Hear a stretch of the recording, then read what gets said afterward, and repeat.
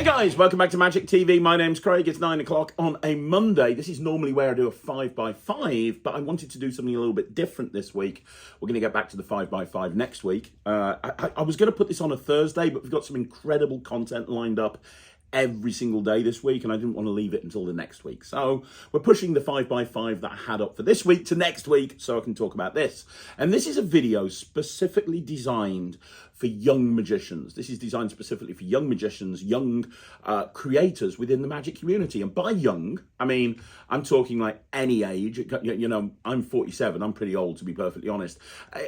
It's advice that will work for anybody. But I was at the YMC over the weekend. I was at the Young Magicians Club, and Ryland was competing in the stage in the close-up competition, semi-finals to get through to the finals. And while I was there, I was chatting to a lot of the young magicians, and honestly, it so inspires me. It's one of the reasons why Ryland, when he put his act together for, AGT and BGT, we wanted to get the Young Magicians Club and the Magic Castle Junior program involved, because honestly, I think that the young magicians, they're the future of this industry. They really are.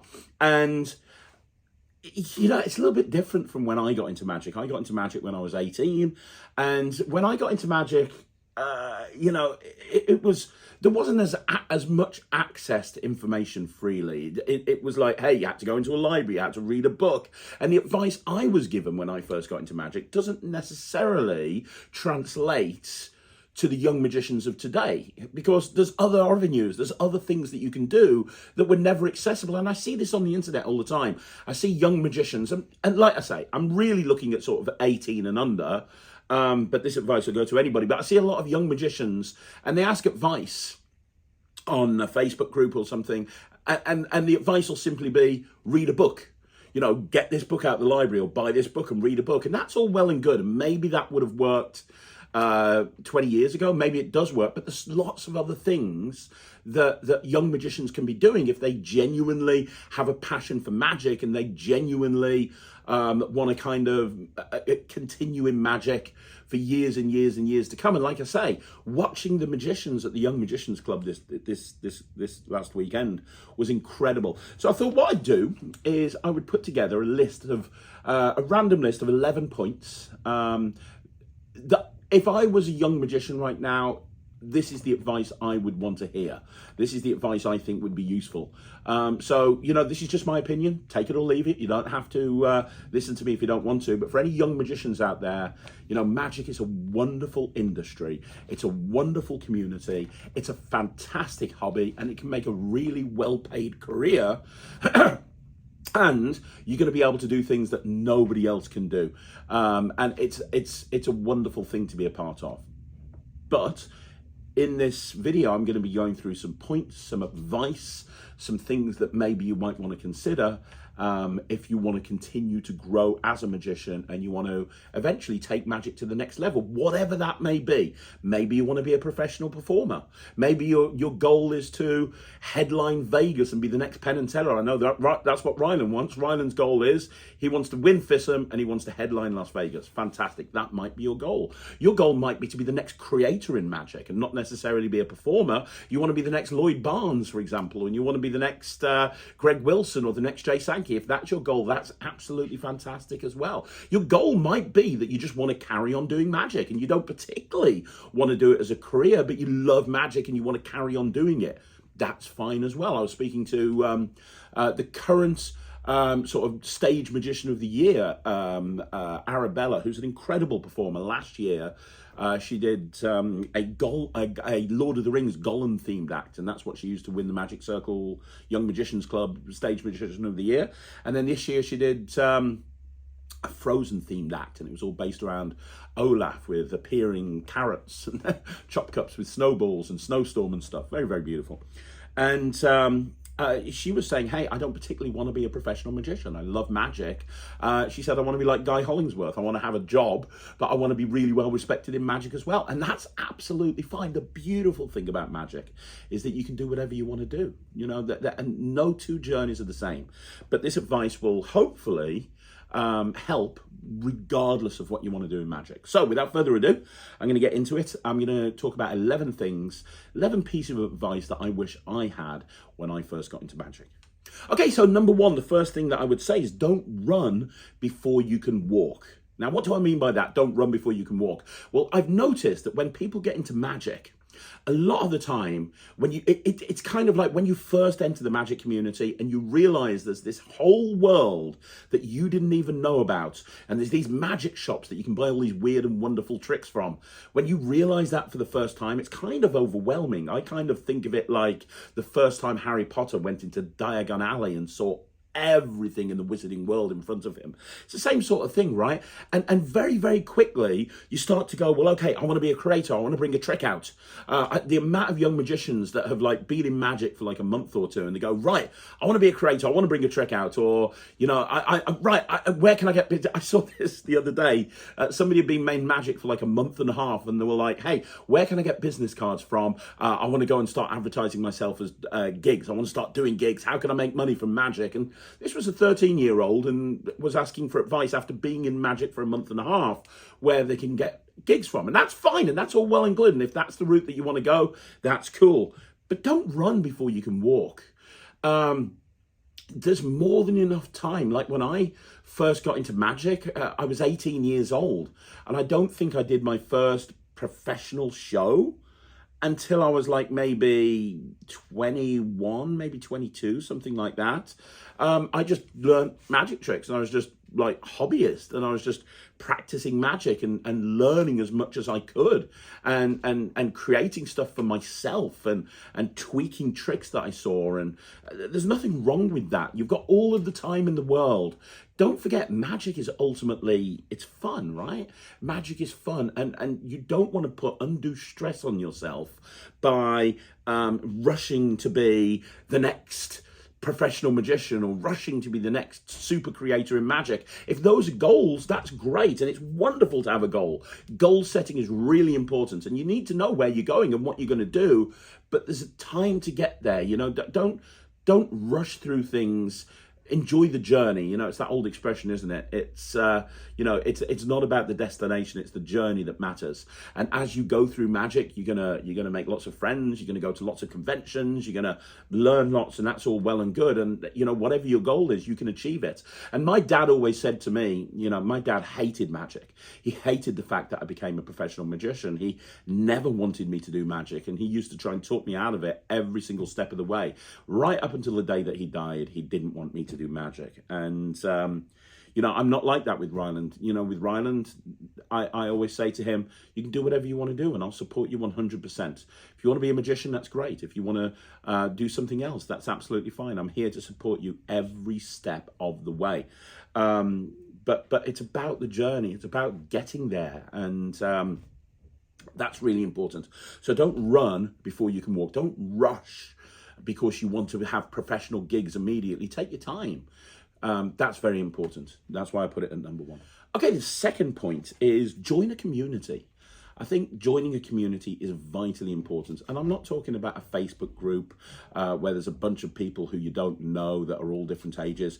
I'm talking about join a community designed for people of your age. Couple of different options. Over here in the UK, we've got the Young Magicians Club.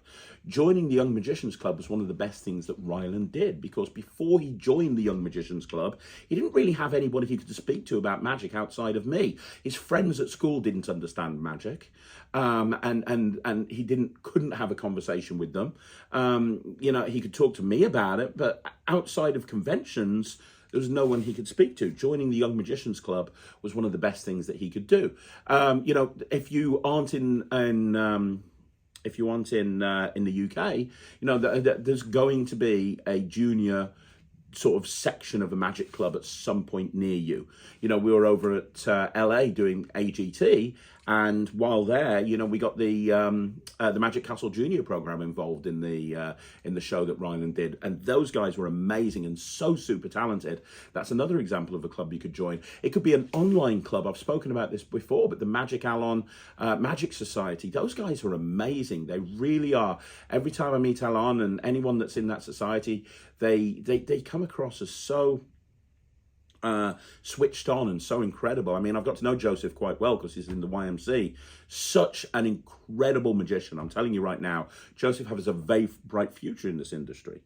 And that society is great. It's a wonderful society. It really is. So go check out the Magic Alon Society if you want like an online group that you could be a part of.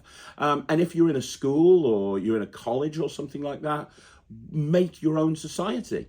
You know, if you're a magician and there's nobody to talk to, set up your own society. You know, actually set up a group that meets once a week and, you know, find people that have an interest in magic and bring them together. And if there's no society, as I say, if there's no society in your school or your college, then make one. Be the person, you know, be the person that affects the change.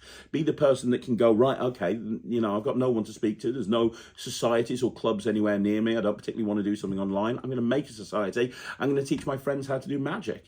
You know, magic is a really fun thing for people to learn ultimately. So you'll probably be able to pull that off very easily. But join a community. It will make the learning process a lot easier when you've got friends that you can talk to about this stuff. Okay, point number 3, and this is all about losing interest in magic. I've spoken to a lot of young magicians that get super into magic and they learn everything and they learn everything and they learn everything, and then they drop off and they you know, I see them coming back to magic like a few years later when they're older and they're like, yeah, I did. The amount of people I interview on Talk Magic and they go, well, I got into magic when I was a kid and then I left and then I came back. It happens all the time. And I think the reason is you go at 100 miles an hour, 100 miles an hour, 100 miles an hour, and you can't keep that pace up forever. And so you end up dropping off. And it goes back to the first point I said about don't run before you can walk. A lot of people, when they get into magic, they want to learn everything. I'm going to buy that trick. I'm going to buy that trick, that trick, that trick, that trick, that trick, that trick. I want to learn this. Oh my God, I'm going to do this and I'm going to do that. I'm going to do the other. I'm going to do absolutely everything. And what happens is you end up buying all of these tricks and learning all of this magic, and you forget it because you're on to the next trick. You kind of learn the trick and you go, right, I've got that one. Now I'm going to get onto the next one. Now I'm going to get onto the next one. Now I'm going to get onto the next one. And then you get frustrated. Who's ever been in this situation when you get frustrated because you're out and about and somebody says, show me a trick, and you seriously sit there and you can't think of a single trick that you can show people. And the reason is because you've just forgotten them all because you're too busy learning the next trick. You know, what you need to do is you need to just slow yourself down a bit. One thing that I try to do with Ryland is just make sure when he learns a trick that he really likes that it's ingrained in his memory. You know, so that when he learned his cups and balls routine, for example, I had him learning it again and again and again and practicing it again and again and again. Same with absolutely anything that he's ever done. You know, I tell him to practice and practice and practice until he's got it completely. You don't have to run around learning all new tricks all of the time. And on that point as well, don't force yourself to practice. You know, magic should be fun. It should be enjoyable. If you find yourself in a situation where you're sitting there and you're thinking, I've got to practice that trick, but I really want to play on the Switch. Play on the Switch. So I say to Ryland the other day, he was like, oh, I've got to rehearse for this thing, but I really want to play Zelda. I'm like, dude, just play Zelda. It's not all about magic, right? If you just force yourself to constantly practice or rehearse or whatever it is, then what's going to happen ultimately is you're going to end up hating magic, and that's why you're going to end up dropping off and moving away. So don't allow that to happen. Don't force yourself to practice. Remember, magic should be fun. Make it enjoyable. Make it fun. Learn something because you want to learn it, not because you're desperate to learn the next best thing. Okay, point number 4, and I'm really passionate about this. Learn all the different genres of magic. So learn everything. You know, I meet a lot of people and they go, oh, I just do card tricks. And that's it. And I think that you should learn every single facet of magic. You should learn card tricks. You should learn coin tricks. You should learn how to do the cups and the balls. You should learn how to do magic on stage. All of this, if you're serious about becoming a professional performer, and you are deadly serious about becoming a professional performer, then what you need to do is you need to learn everything, because you never know when that's useful. Now, you don't have to. There's a lot of professional magicians out there that just do close-up, and all they've ever done is close-up magic, and that's all well and good. But here's the thing, the more you learn, the better the performer you're going to be. If you learn how to perform on stage, that's going to help you as a close-up magician. I honestly, you know, I can tell when I go to a gig whether a close-up magician has had experience performing on stage or not, because if they have, when they approach a table, in a banquet situation, for example, they will project to the whole of the table. whilst a lot of the time, if they've never had that experience, they won't. Like, you will learn so many transferable skills learning stage magic and learning, Ryland's learning manipulation at the moment. He's having lessons on card manipulation, and that's because he's really passionate about it. But I know that's going to make him a better performer in every aspect of what he does. I spoke to a young magician the other day, and I was like, they asked me some advice, and I was like, learn the cups and balls. And they said, oh, well, I've got nowhere to perform the cups and balls at. I'm like, well, find a place to perform it at. But Cups and Balls teaches you so much about magic. It teaches you so much. It really does. And I had the same discussion with Ryland. He's like, I don't want to learn the Cups and Balls. Learn it. Now it's one of his favourite tricks to perform. He entered the close-up at the Young Magicians Club, and he closed with the Cups and Balls. He does it in almost every single show. You will find places to learn this material. Learn everything. Don't just go, oh, I don't like coin magic. Learning coin magic will make you a better magician, because there's things that you learn as a coin magician that you can transfer over to any facet of magic. If you're passionate about learning magic, don't just be passionate about one aspect of it. Try to have an eclectic range of interests and try to learn from every single aspect of magic. Okay, point number 5 is look for places to get flight time. Look for places to get flight time.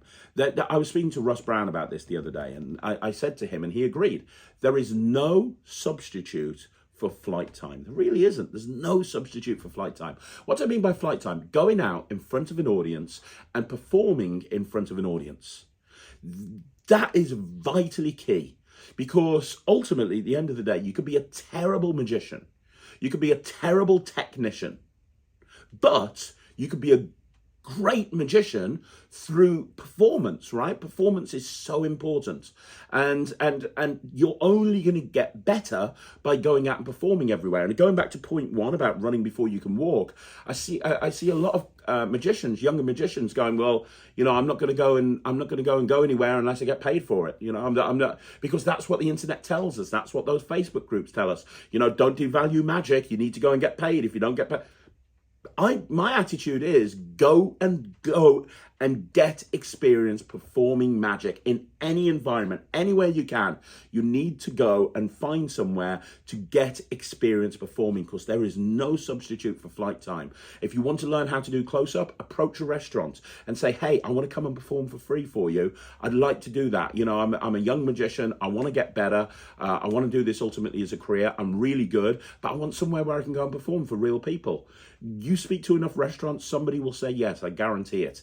And then eventually, Ryland did that with his residents. He went to work somewhere for free, and now they pay him. Go somewhere. It'll eventually maybe even turn into a gig.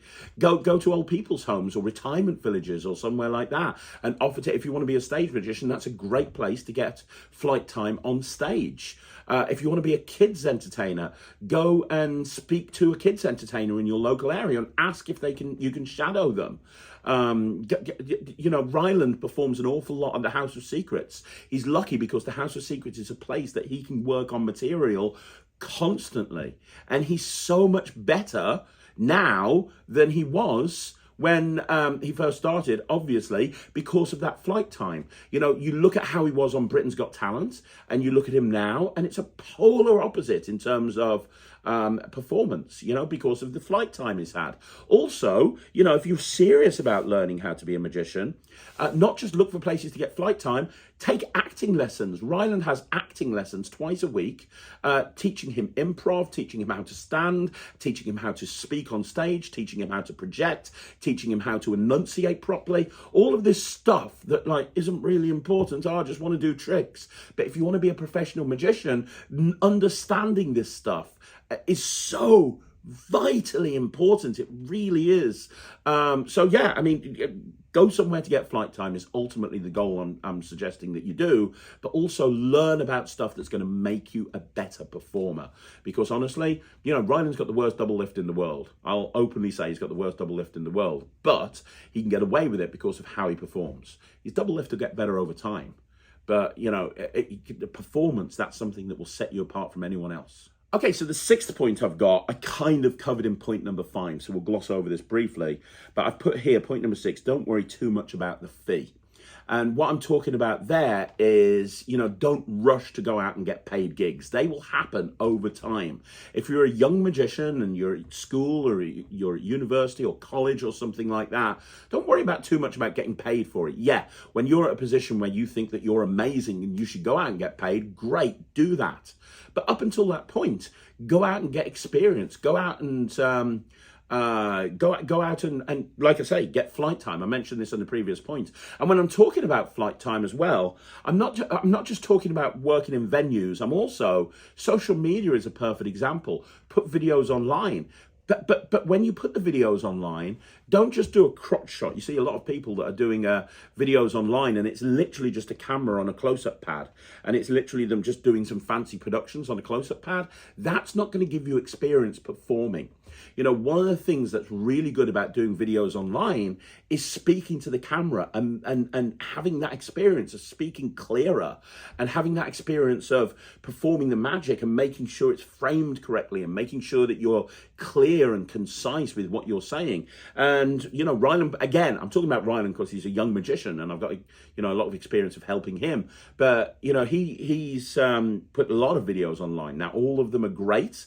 Especially the ones that he started with, but a lot of them are, and you can see that he gets better. Look at him when he performed on the very first review show versus his videos that put out now. It's a world of difference, and a lot of that has come from constantly putting videos out and not just framing the table, but having the videos on his face and having him talk to the camera and learning about facial expressions and everything. Spend more time on that. Don't worry too much about the fee. The fee will come if you spend like 2 or 3 years building up a strong online presence. That'll do more good for you when you decide to go professional than any amount of gigs that you've been paid to do. It's just the way it is. If you build up a really strong digital footprint, if you build up a really strong online presence, that will really help elevate you when you decide to go professional. Okay, so the next point, point number 7 I've got here is don't rush to be a creator. And then I've put in brackets, you only get one chance to make a first impression. So the other thing that a lot of young magicians do, I've noticed, is they rush to be a creator in magic. And absolutely, you should create. One of the beautiful things about magic is it allows us to create and put our own stamp on tricks that we buy. And I think that's really important. You buy a trick, don't do it the same way as everyone else. Think about how you can do it slightly differently. Think about what you can do to take that trick and change it around. Like, look at my project Visible. Ultimately, it's a 5-hour project on the invisible deck. But you look at stuff in there and it's things like Cards Across and Triumph, stuff that's never been done before with an invisible deck. Because all I did is I took an invisible deck and I said, hey, what else can I do with this deck? And, it's just the act of taking something and putting your own personal stamp on it. So magic lends itself to creators and people that gravitate towards creativity, and that's fantastic, and that's all well and good. But what happens is people that come into magic, a lot of the time we put the creators, the Jay Sankeys and the Greg Wilsons, we put them on pedestals, right? And we go, well, this is where I want to be in this industry. I want to be the next great creator. And so what happens is you rush to put stuff out. And as you rush to put stuff out, it ends up being not as good as it could have been if you didn't rush it. I know a lot of people, especially in places like the Penguin Partner Program, what they do is they rush stuff out. They come up with an idea and a few weeks later it's up there, rather than working it in over the weeks and months and years and getting it tight and getting it perfect to the point that video is or that trick or whatever it is amazing, right? People rush to create magic and put it out there. Well, you only get one chance to make a first impression. If you want to be a creator, the biggest piece of advice I can give you is build up a profile within the industry first of all. Build up a huge profile. Because here's the thing, right? When you release a magic trick, you've only got 2 options. The first option is you self-publish it, you publish it yourself. And the second option is you put it out through a magic company. Now, The problem with self-publishing something is it can be a lot of money. You know, if you're going to make a few hundred of a particular item, it's going to cost you money before you sell it, and you might not have that money. And also, you haven't got a reputation. Nobody knows who you are. You've only got a couple of hundred followers on Instagram or something like that. Nobody's going to know who you are. And yeah, you can talk about it in a Facebook group or the Magic Cafe, and that might get you a few sales, but it's never going to get you that many if people don't know who you are. Likewise, if you go, well, okay, I've got this great idea, I'm going to take it to a magic company. The problem with that is that magic company, ultimately, when somebody approaches them with a trick, they're looking at it as a business, as they should. You know, magic companies don't produce stuff for free. They're in business. You know, we don't moan at people like, Target or Asda and go, well, you know, they shouldn't be selling that stuff because, you know, they shouldn't be trying to make a profit. Well, it's, you know, they're a business. Magic companies are a business. So when you bring a trick to them, they're looking at it from a profitability point of view. Am I going to make a profit from this trick? Is this trick going to be commercially viable to produce? And they're going to be looking to how much it's costing to produce. They're going to be looking at how much it's going to cost to market. But one thing they'll look at is your creator reach. And what I mean by that is how many people you will bring to buy that trick. You know, if you are releasing a trick through this company, how many people are going to buy that trick? Because it's not just about the company producing it and marketing it, you need to as well. So I would, if you want to be a creator in magic, I would focus first of all on, I'm going to talk about that for a minute, but I'd focus on building a reputation up for yourself. That's the next point, actually.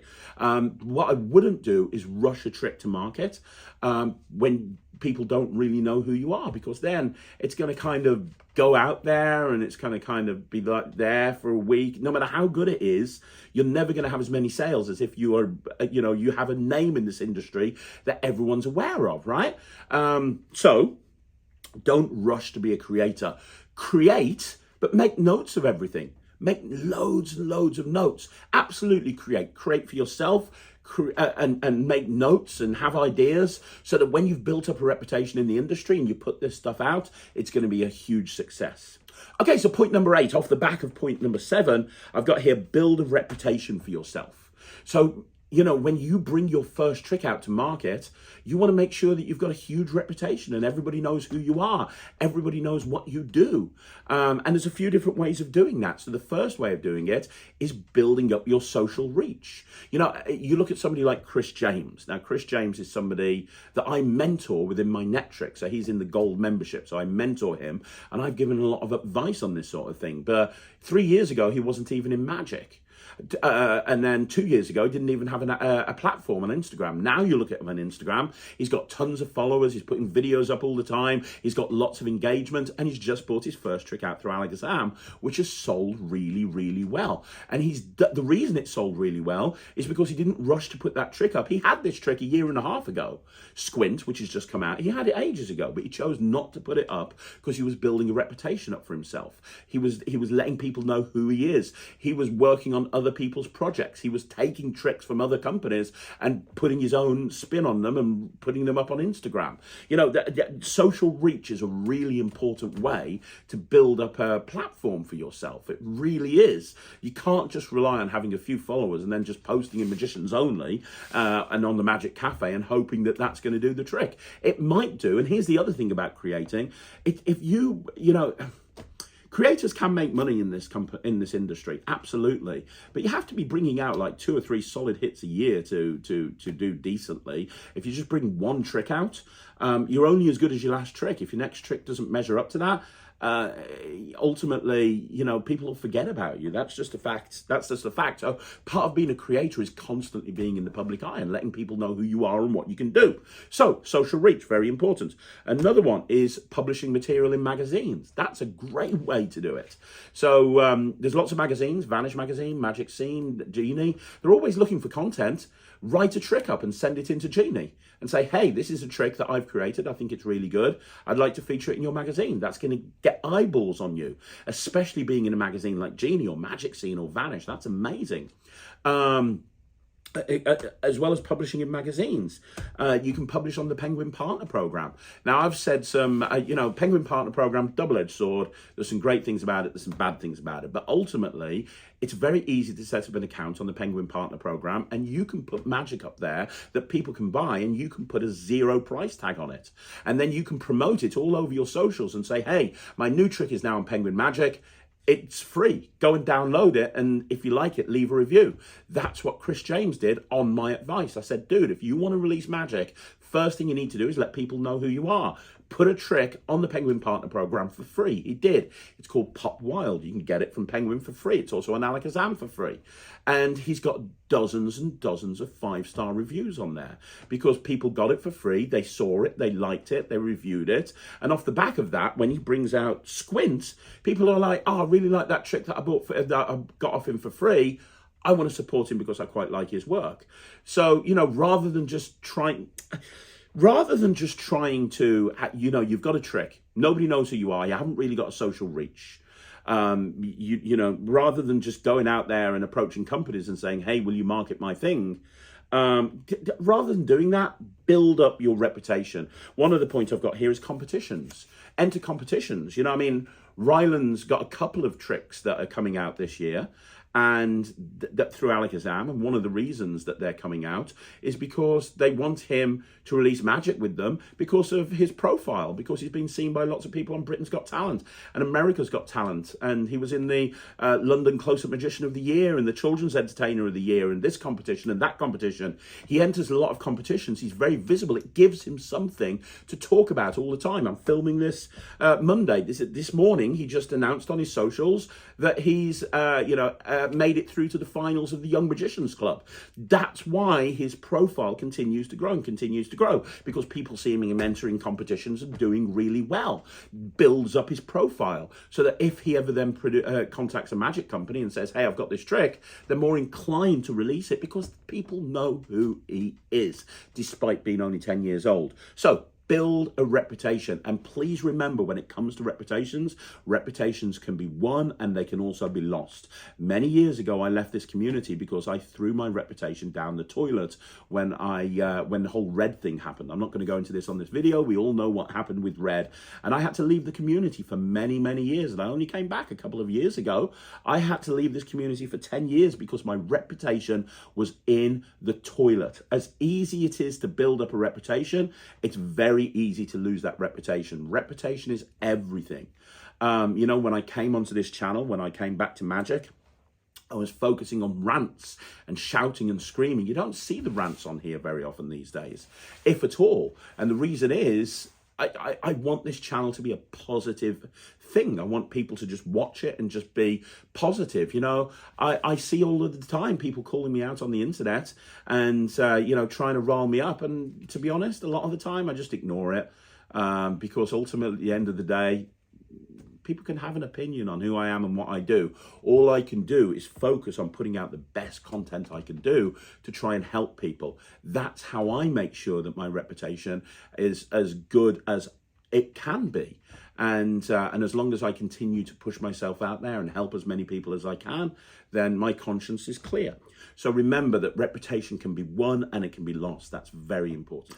Okay, point number 9 I've got here. And this is a little bit about creativity as well, but it's also a little bit about the online community, which is stand up for yourself, but take accountability. And you know what? That's really important. And it's something that I had to learn.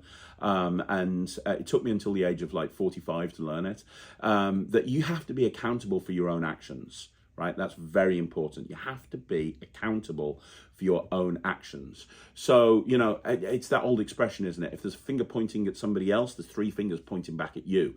Everything in your life is your fault. If you're happy with where you are in life, if you're happy with where your business is, if you're happy with the amount of gigs that you're getting, congratulations, well done. That's your fault. If you're not happy with where you are, if you're not happy with where you are, you're standing within this community, how people have treated you, who you are as a creator, then ultimately at the end of the day, it's very easy to blame other people. Or you can kind of look at yourself and go, well, what could I have done differently in this situation? stand up for yourself, definitely. Like I had a video that went up, over a year ago now, a year and a half ago, on the Quantum Deck, and I was speaking about Luke Dancy, who I felt put a very unfair review up of the Quantum Deck and lied about a couple of points, in my opinion. So I defended myself. Absolutely fine. But anybody can have their opinion. That's not a problem at all. If somebody wants to have an opinion on you, that's cool. You can't stop anybody from having an opinion on you. All you can do is be the best version of you that you can be.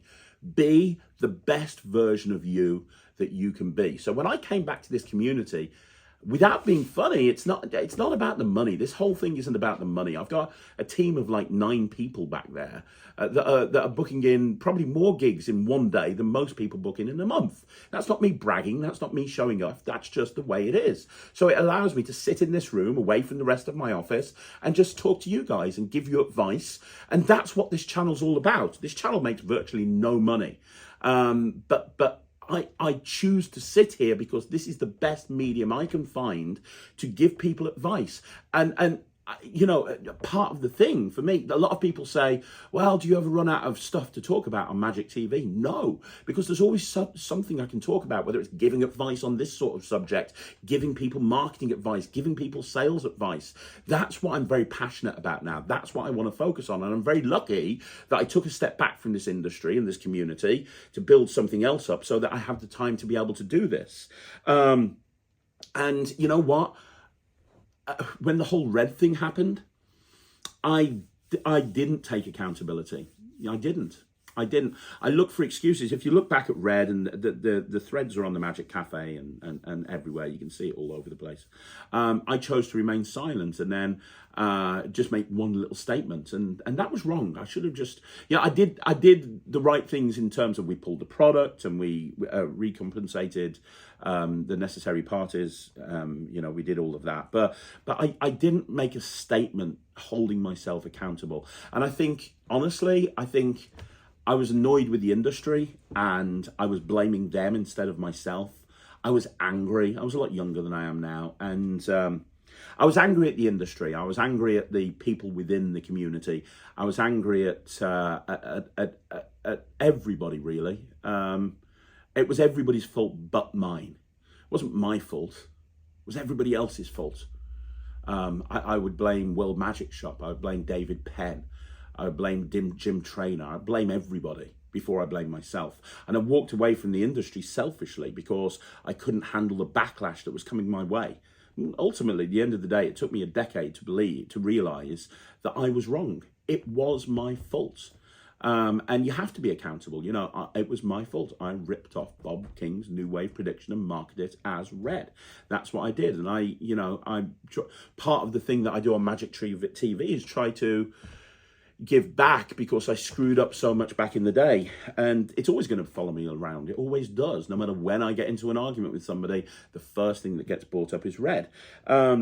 So the reason I bring this up is because I want you to understand that I've learned the hard way about taking accountability, and it's really important to take accountability. I saw a post from what's his name? I don't know. He bought out a load of stuff with Peter Egging, and he was unhappy with reviews that I'd given his products, and he said, "Hey, the only good review I've ever had is when I released Portal and Murphy sent it Craig," and I'm like, "No, I bought it. Buy everything. Murphy's never sent me anything ever. Sometimes I'll be given stuff, very, very rarely, but it'll happen. But I buy everything. And the amount of people I've seen that have had bad reviews from me, and they blame me when I'm just giving the review. You've got to have accountability in this industry. You really do. You have to. It's easy to blame other people. It's not my fault because. It's not my fault because. And it's very easy to kick over tables. It's very easy. When I came back to this channel, that's what I did. I did rants about subjects that I thought would be controversial because more people would watch the channel then. I know I'm going to do a video about this because that's something that's going to rile people up. I'm going to do a video about that. I'm going to do a video about the other. And it worked. I would get loads of views on those rants and people would tune in to see me get angry. But you know what? It was the wrong thing to do. You're not going to see me rant very often on this channel now because, you know, I'd rather talk about stuff that's positive. I'd rather talk about stuff that's, you know, I'd rather talk about positive stuff like this and marketing advice and that sort of thing. That's what I want to focus on, not on the drama and not on anything else. You know, that's why you're going to see no rants on this channel anymore, to be perfectly honest. But anyway, the point I'm trying to make, gone off on a tangent, I tend to do that quite a lot, is take accountability. You know, it's your own fault. You know, when I left this industry, had no work, no gigs, no money. I was broke. Didn't have a pot to piss in. I was basically a kept man. My wife kept me, and that was my fault. That was absolutely my fault. I'd wasted time. I had the skills to do more, but I chose not to do them because I was sitting down. I was lazy. I did nothing. Now I look at where I am, and I'm in a much better position. That's my fault. I've worked very hard to get to this position. I've worked very hard over the last decade to build a business up that allows me to sit here and make videos for you guys. And, you know, I now work very hard to put these videos out to give people advice. You know, it's my fault. You have to take accountability for what's happening in your life. It's your fault. You can fix it. You absolutely can fix it. I fixed it. But you've got to have that switch flick in your head. You've got to change your mindset. You've got to change your mentality. 10th point I'd make is the old timers know what they are doing a lot of the time. So the thing I hear from a lot of young magicians is, don't get advice from you know, older magicians or people who've been doing it for a while because they just give rubbish advice like read a book or do this or do that. And I can totally understand. Yeah, I do agree that there are older magicians in this industry that look down on young magicians and go, oh, it wasn't like that back in my day. That can happen. However, there are a absolute metric ton of experienced magicians that have been there, done that, bought the t-shirt, and they know more. They know more than you could possibly know. Even over the next 10 years, they'll know more because it's experience, right? They've had experience being there, done that. So my advice to you in this point is seek out those people. Now, take the advice on board, listen to the stuff that you think applies to you. And if it doesn't apply to you, don't do it. You know, if somebody says, hey, you should put a rabbit in your act and you don't want to work with livestock, then don't listen to that advice. But if there's advice that you think makes sense, then listen to it. But don't not seek out experienced magicians and get their advice because you don't think they're going to be very nice to you or you don't think that they are going to want to help you. Seek out advice from everybody. At the end of the day, there's a lot of magicians in this industry that have been doing this for a long time and they can give you advice that can help guide you. Well, you know, again, going back to Ryland, one of the best things that ever happened to Ryland is Russ Brown and Russ Stevens. Russ Brown and Russ Stevens are giving more advice to Ryland than anybody else I could possibly know, myself included. And he wouldn't be where he is right now if it wasn't for Russ Stevens and Russ Brown. They're not young. I don't want to call them old because I'm going to see them soon, but they're not young. They're not young anymore. But, you know, the advice they give are absolutely golden. You know, go out and seek advice from anybody and everything. And the 11th point, the final point, is get off the internet, get off social media and go out there and actually perform. You know, I see a lot of people and especially younger magicians and they're just constantly online. You know, they don't ever perform for real people. They upload videos of themselves into private Facebook groups saying, hey, here's a new trick that I'm working on. What do you think? They're constantly posting in Facebook message groups and on Instagram. And look, I mentioned earlier on, building up a social profile is good. But there's people out there, there's young magicians out there that are obsessed with performing online and they never go out into the real world and perform in the real world. Magic is a performance art. It's designed to be performed to people in a real world, real life environment. Take that trick that you've bought from Penguin Magic, that you've learned and you've practiced and you've uploaded to Instagram, and then take it and actually perform it to real people. Start with your family, then go to your extended family, then go to a friend's house and show their family. Go and take it into school, go and take it into college, go and take it wherever you can. Go out and perform. Magic is all about performing. You know, you should love performing, right? I know a lot of people that look at performance as like a drag, and it's like, oh, I've got to go and perform. Enjoy the process. You know, I know one thing about Ryland. He loves performing. Here's a little thing about him. He doesn't like rehearsals. I have to force him into it a lot of the time. But he loves performing. He absolutely loves performing, especially on stage. You know, if you love performing, it'll give you a desire to go out there and perform more and more and more. Get off social media. Get off Facebook. Stop uploading videos and take that stuff and show it to real people in a real world environment. Go and get 3 or 4 of your friends in that community that I told you to join and put a show on. Go and ask a village hall. Say, hey, we're a bunch of young magicians. We want to put a show on your stage, and we'll give you all of the money that we use for tickets. Can we use your venue? Get your parents to help if you're too young. But, you know, go and put a show on. If there's nowhere to go and perform, find a village hall or a little venue and put your show on yourself. You know, there's 2 types of people in the world. People that watch things happen and people that make things happen. Don't be that person that watches things happen. I would get flight time, but there's nowhere to go and perform. Well, go and make somewhere to go and perform, yeah?